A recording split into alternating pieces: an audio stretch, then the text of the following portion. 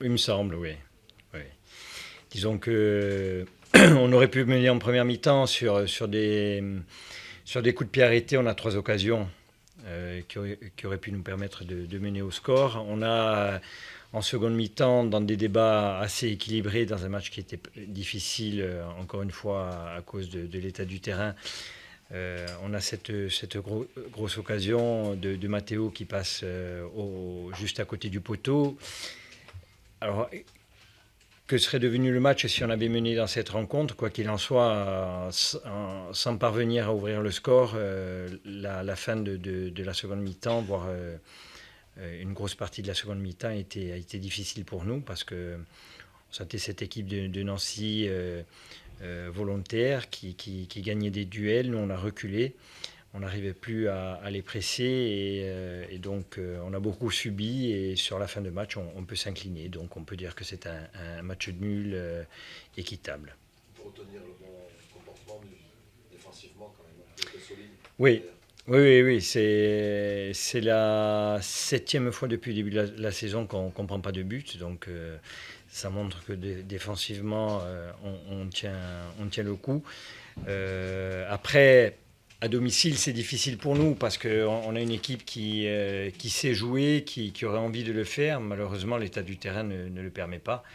Euh, donc il y a beaucoup de frustration par rapport à ça. C'est un handicap. Oui, parce qu'à domicile, on est obligé de prendre le jeu à notre compte et d'essayer de pousser. Ça facilite un petit peu la tâche des défenseurs, même si nous, en seconde mi-temps, on a subi et que ça devenait aussi compliqué. Mais quoi qu'il en soit, c'est pas un terrain qui nous avantage. Alors, je dis pas qu'il avantage Nancy dans cette rencontre, mais nous, il nous handicape lourdement. Ouais. Combien de temps vous donnez justement il faudra attendre?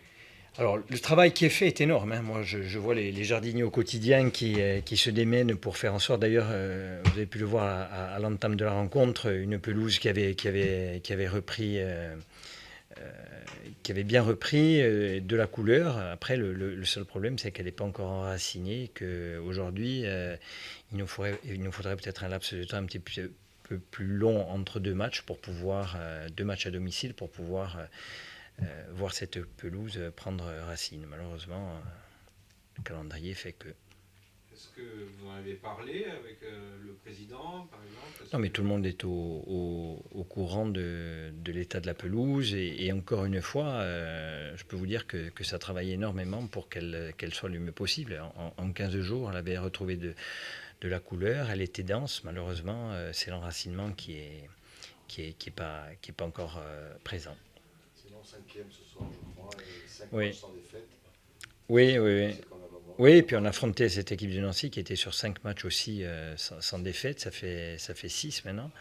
Donc c'était un match qu'on voulait gagner, bien entendu. Après, les conditions ont fait que ça devenait compliqué. Et on a réussi à ne pas le perdre, c'est bien aussi.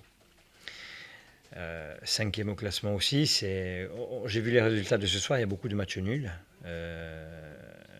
Peut-être le retour de la trêve qui fait que les équipes ont peut-être un petit peu perdu le rythme, notamment à domicile, c'est toujours plus difficile. Maintenant, voilà, on sait qu'on a une série de matchs face à des équipes de haut tableau. Il va falloir qu'on soit aussi performant que lors des dernières rencontres. Déjà, un match important, c'est le vendredi prochain, Sochaux. Oui, mais tous les matchs sont importants, tous les matchs. Ouais. Et Sochaux, ce soir, il l'était parce que bon, Nancy nous talonnait de 3 points. Il fallait pas faire en sorte qu'ils ne reviennent pas sur nous.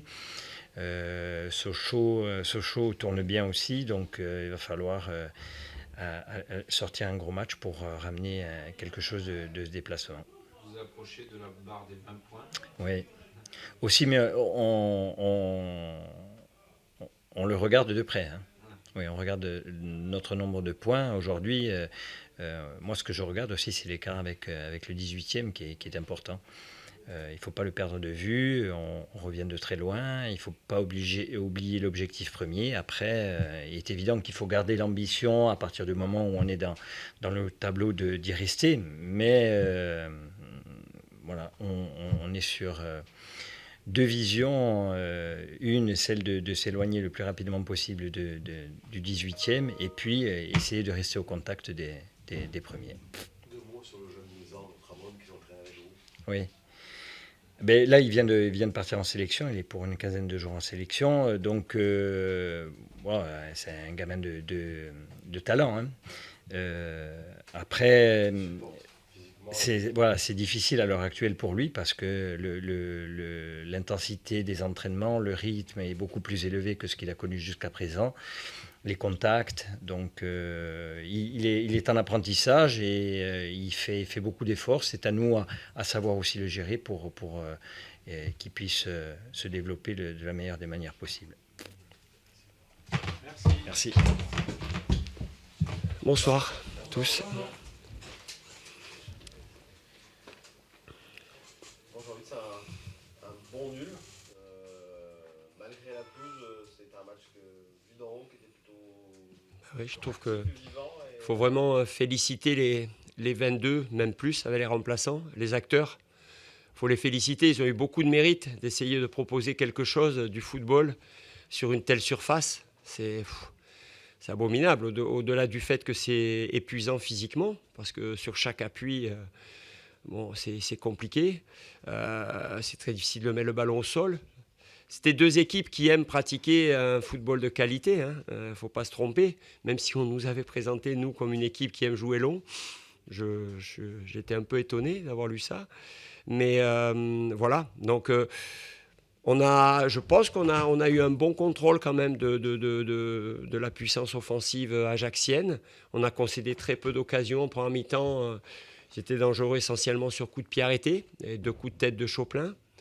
Et puis nous, petit à petit, sur la deuxième mi-temps, on est monté en puissance, on a été de plus en plus dangereux. Voilà, on a eu des opportunités, nous aussi à nouveau sur coup de pied arrêté, et puis la grosse occasion de Wagner. Donc voilà. Mais au final, c'est un très bon point. On sait très bien que on a joué un adversaire très difficile à jouer chez lui, donc ça reste une bonne performance, même si on a tout mis en œuvre pour essayer de gagner le match.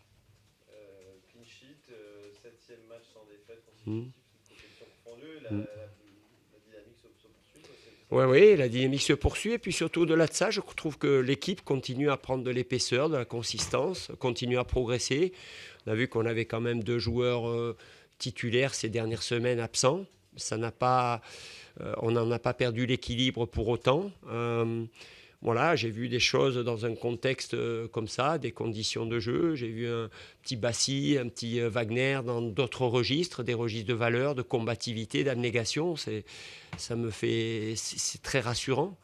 Donc voilà, il faut continuer comme ça, garder l'humilité, avoir cette envie de travailler. On a un superbe match vendredi à domicile contre les Lensois pour bonifier, faire fructifier ce point de ce soir.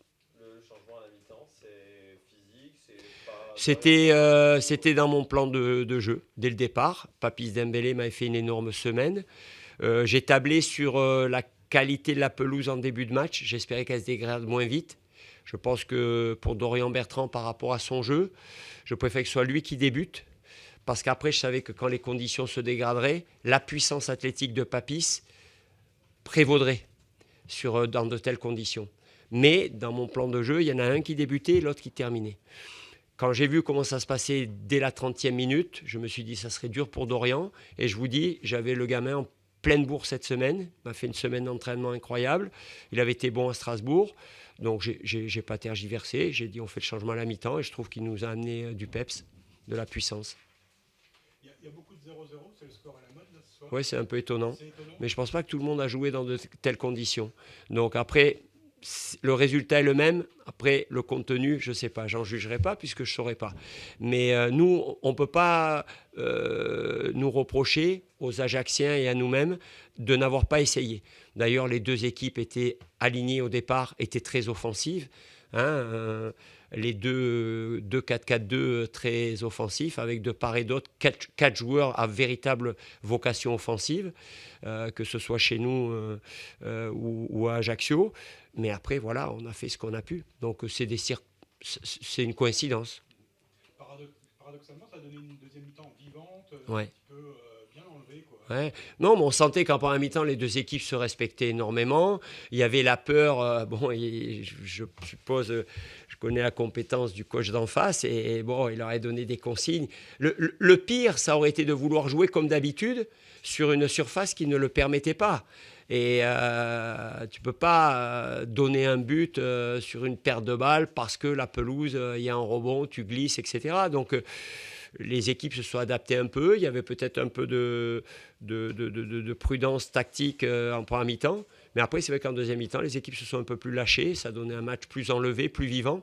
Je pense aussi qu'il y avait la fatigue physique qui fait que des espaces se sont ouverts aussi en deuxième mi-temps et qui ont permis d'y avoir un peu plus de situations de but.